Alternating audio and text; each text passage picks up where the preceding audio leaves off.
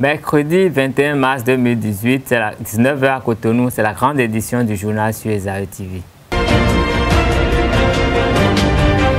Le Conseil des ministres de ce 21 mars a décidé de la réalisation de plusieurs musées et des projets à caractère touristique. Nous y reviendrons dans cette édition. Le premier substitut du procureur de la République était face à la presse cet après-midi. On en parlera dans cette édition. Ce 21 mars est célébrée la 7e édition de la Journée internationale des forêts. Nous en parlerons également dans cette édition.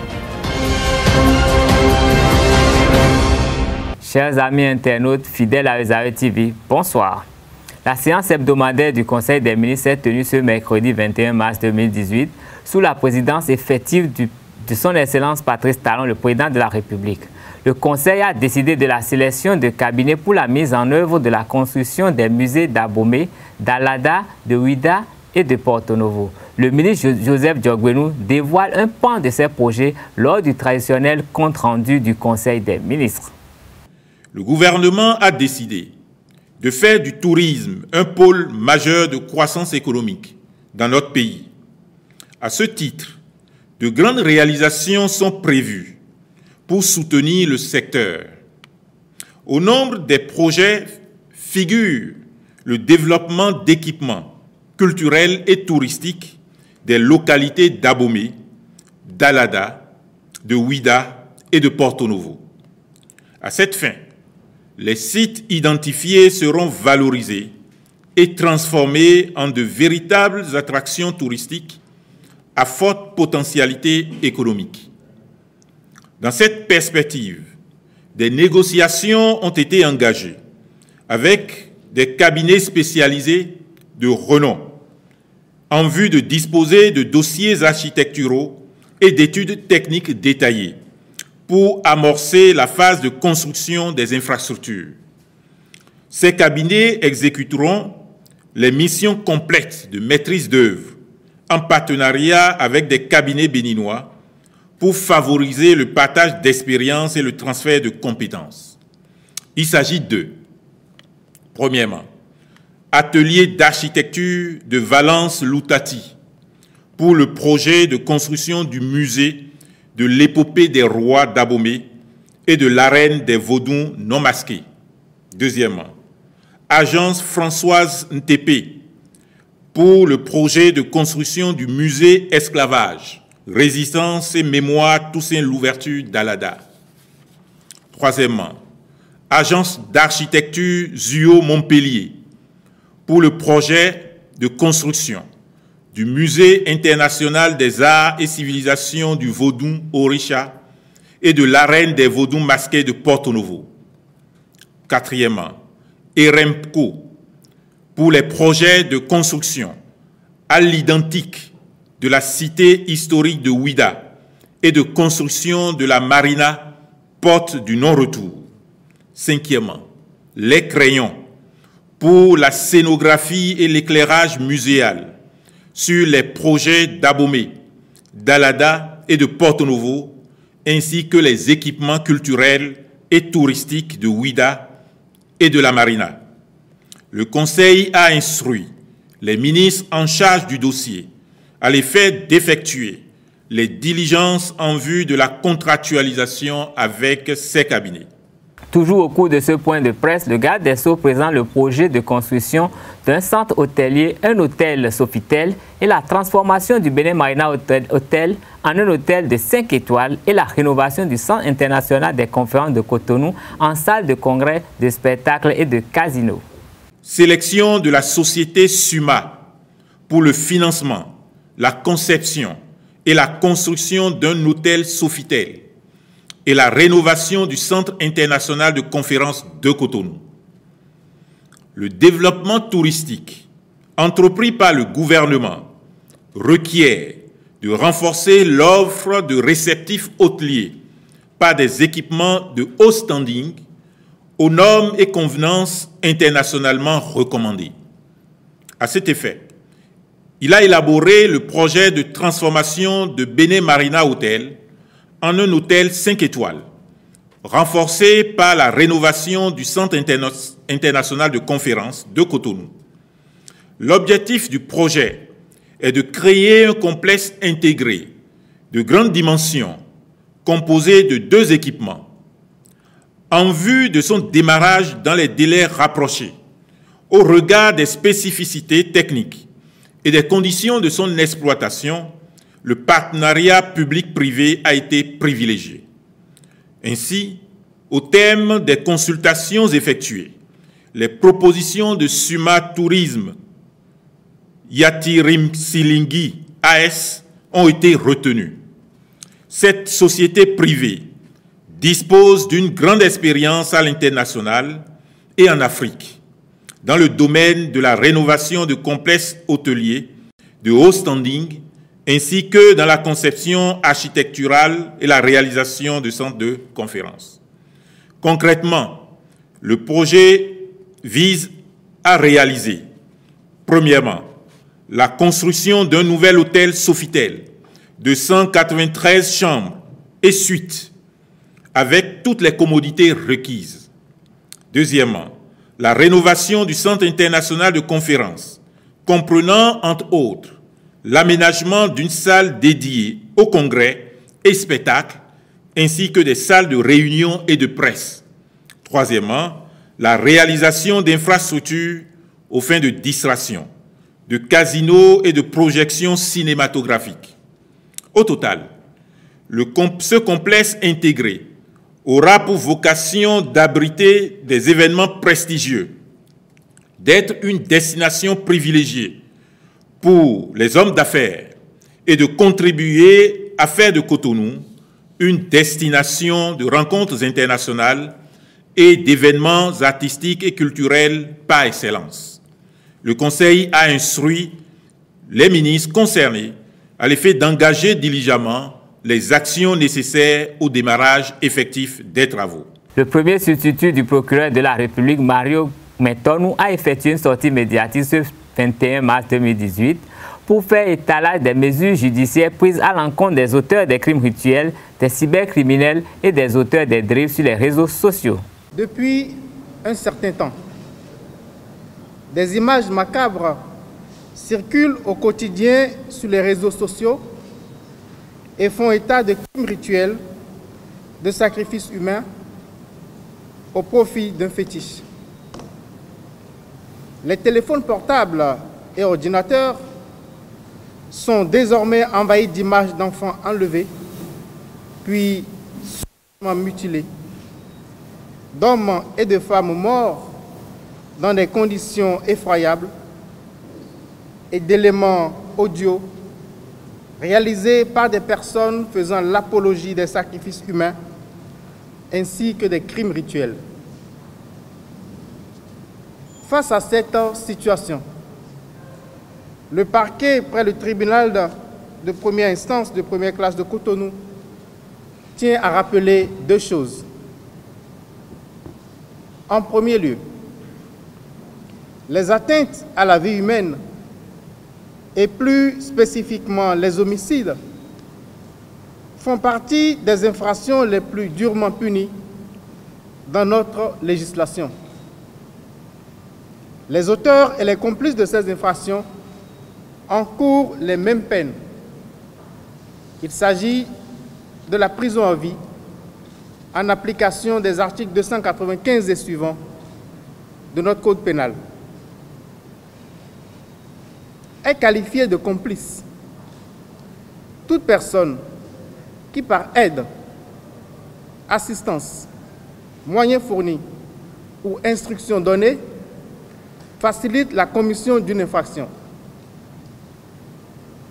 En conséquence, le parquet poursuivra avec la même fermeté aussi bien les praticiens qui initient des jeunes avides d'argent à ce type de rite que les adeptes de ces cultes.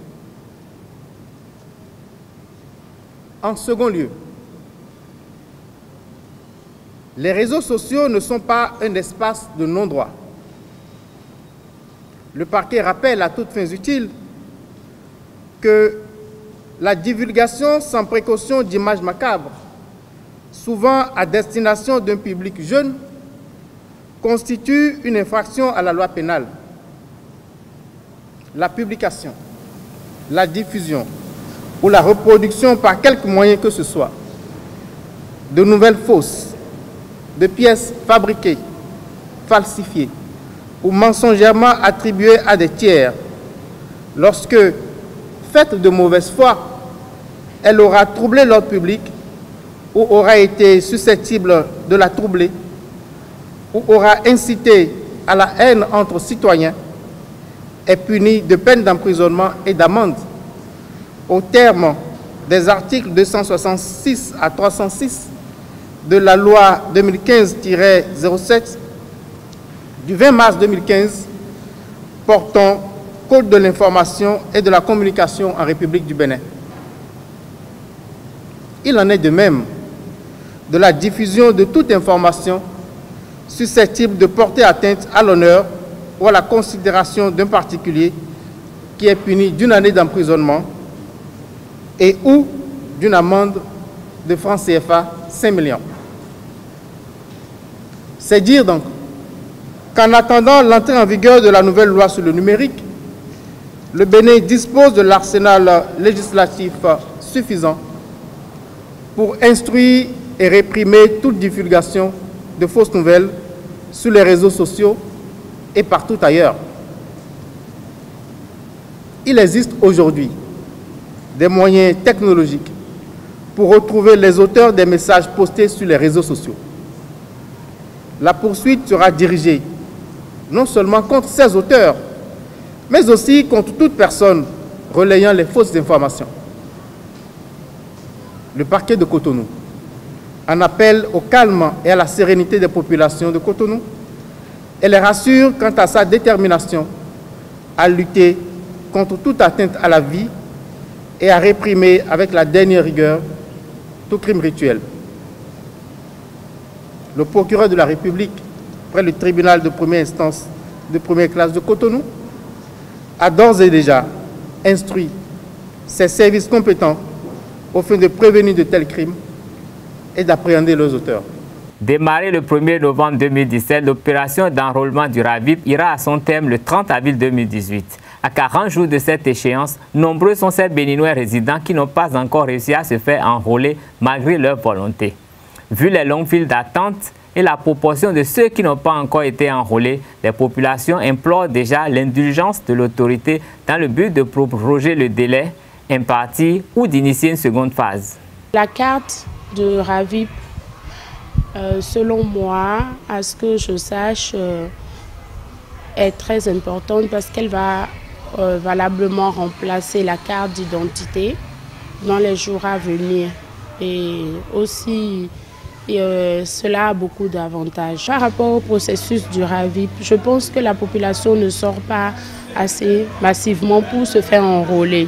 Surtout chez nous, au 4e arrondissement, j'ai remarqué que la population n'est pas sortie massivement. Donc, on est en train de voir comment sensibiliser. On est en allant de maison à maison, essayer de convaincre les foyers à sortir massivement. C'est vraiment, je dirais, une chance pour le Bénin parce que tous les pays qui se respectent, les pays donc émergents, développés et autres, ont déjà franchi cette étape-là et nous allons y gagner énormément. Donc, personnellement, j'ai déjà souscrit à cette responsabilité civique et je pousse donc, je demande à tout le monde de participer parce que effectivement, dans certains centres d'enrôlement, donc il y a eu un peu de, je dirais, de difficulté à pouvoir s'enregistrer. Mais bon, je crois qu'à ce jour, beaucoup d'expériences ont été acquises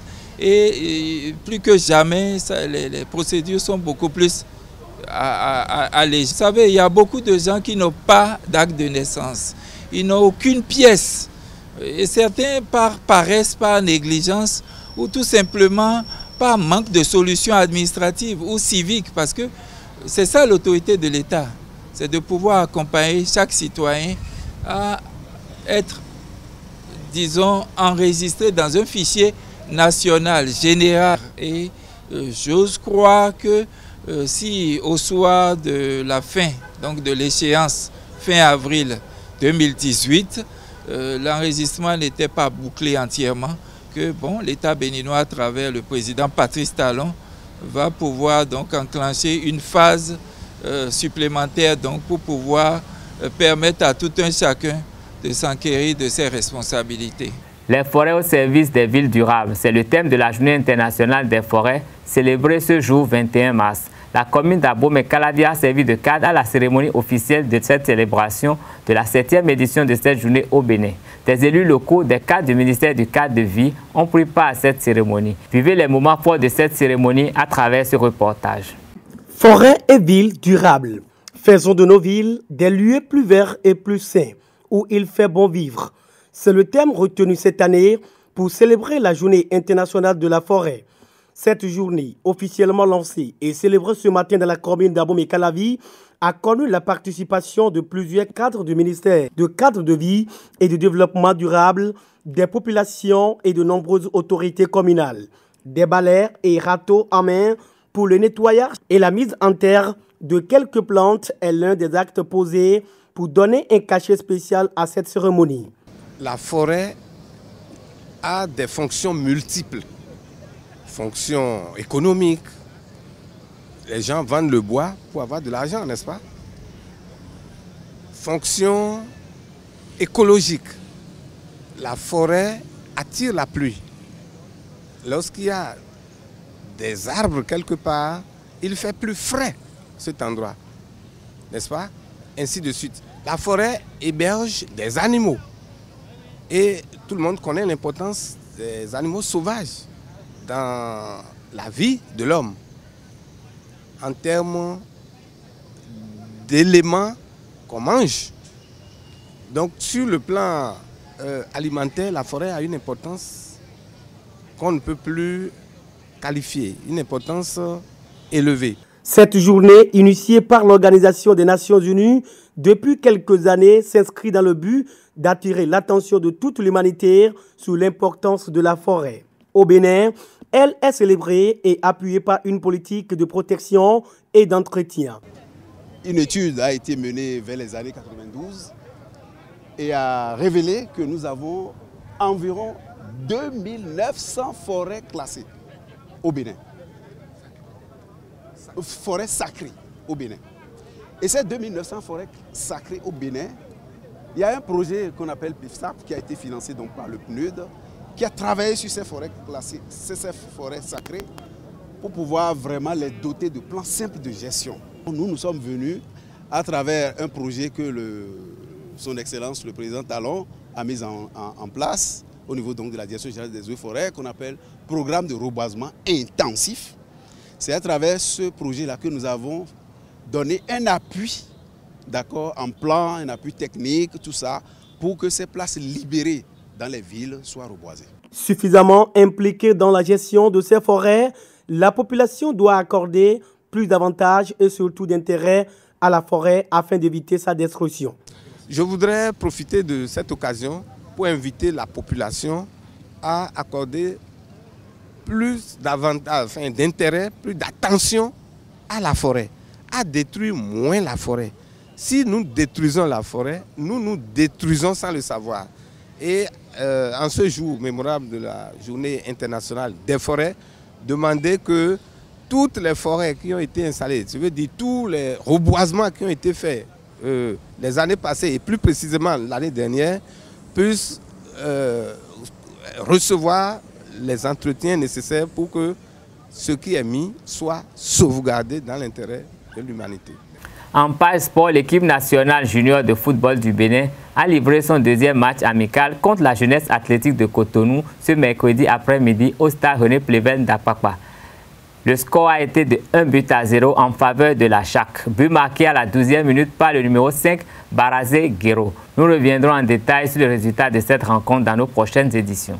La 4e journée de la phase zonale du championnat national de basketball, saison 2017-2018, s'est déroulée le week-end dernier. Dans la Ligue Atlantique Littorale, le choc de la journée a été remporté par l'association sportive du port autonome de Cotonou ASPAC devant l'Espoir Basketball par le score de 75-51 sur le terrain de l'Unafrica de Cotonou. Le capitaine du club portuaire donne sa lecture du match. faut pas regarder sur le Makoua et dire que la victoire a été facile. Ça n'a pas du tout été facile. Vous savez, ils ont une très bonne équipe. Ils ont des gars, des anciens, certains ont été joueurs de ASPAC et d'autres ont été joueurs d'autres grandes équipes et tout. C'est un rassemblement de joueurs d'expérience. Donc voilà, ils ont joué ce qu'ils pouvaient. Seulement qu'ils sont... seule la qualité technique ne suffit pas. Il faut un peu de cohésion physique aussi pour accompagner la qualité technique, ce qu'ils n'en ont pas vraiment. Et c'est ça qui les met en difficulté à un moment donné du match. Sinon, ils ont une très bonne équipe, ils ont de très bons joueurs en qualité technique et en adresse et tout. Ils sont bons. La plupart des matchs au basketball se jouent au 3e quart-temps. Donc ils sont revenus avec de nouvelles ambitions et tout pour faire le meilleur quart-temps au 3e. Mais heureusement que nous on a su répondre et tout, on a su répondre à leurs attaques et on les a attaqués et tout. Donc voilà, c'est ça qui a fait que le score n'a pas évolué comme en premier mi-temps en fait. Les difficultés, on les reconnaît, elles sont dues à l'infrastructure parce qu'ils ont changé le matériel, ils ont changé le chesto, ils ont tout changé. On a l'habitude de jouer au rôle. Mais compte tenu de l'occupation du rôle pour ce week-end pour je ne sais quoi, on nous a envoyé ici. Donc c'est 2 terrains différents. C'est 2 terrains différents. Donc on n'est plus habitué à faire les matchs ici. On est habitué à faire les matchs au rôle, mais apparemment le rôle est occupé. Donc on n'y peut rien. On est obligé de venir jouer. Donc ça a posé beaucoup de problèmes, les installations. Kochikba Olodoko de l'Espoir partage l'analyse du capitaine de l'Aspa Basketball Club. Écoutons-le pour plus de détails. Oui, défaite logique parce que l'équipe d'Aspac était mieux préparée que la nôtre. Ils ont beaucoup de séances d'entraînement dans les jambes comparativement à nous, qui ne sommes pas au même niveau de préparation et donc de conditions physiques. Donc on a pu tenir le premier quart-temps, mais à partir du deuxième quart-temps, les poulains ont accusé la fatigue. Et vous savez, quand on est fatigué, ça dérègle tout. Ça dérègle le shoot, ça dérègle les passes. Mais après, on a essayé de colmater les brèches et de tenir un peu pour finir le match, pour éviter le ridicule. Avec le repos de la mi-temps, il y a eu un peu de fraîcheur physique que les joueurs ont retrouvé et ça a permis, avec les consignes placées, de venir à bout de l'équipe au cours de ce 3e quart-temps, histoire de montrer que c'est quand même la première division et que nous ne déméritons pas. Ce qui s'est passé, c'est que dans le match, les miens ont été un peu tendres au départ. Ils ont été un peu tendres, ils ont été respectueux de l'adversaire, alors que l'adversaire était vraiment rigueux et allait au contact, mettait le physique qu'il fallait. Et les consignes ont été de dire, mais non, vu que l'arbitrage laissait passer certains contacts, il fallait aussi y opposer des contacts pour montrer que il y a du répondant et que nous aussi, on n'est pas des enfants de cœur pour venir jouer. Et donc, sous ces consignes, on a demandé qu'ils soient plus vigilants et plus intransigeants sur les passes, surtout les passes à l'intérieur de la raquette. Parce que lorsque la balle rentre dans la raquette et elle ressort, les shoots pris par les extérieurs sont souvent plus faciles. Donc nous avons motivé, nous avons montré aux joueurs que si on ne change pas de comportement, ça va être vraiment ridicule pour nous. Et bon, on rend grâce, ils ont pu capter ce qu'ils pouvaient capter. Ce sera tout pour cette édition. Merci de rester scotché www.zaretv.com.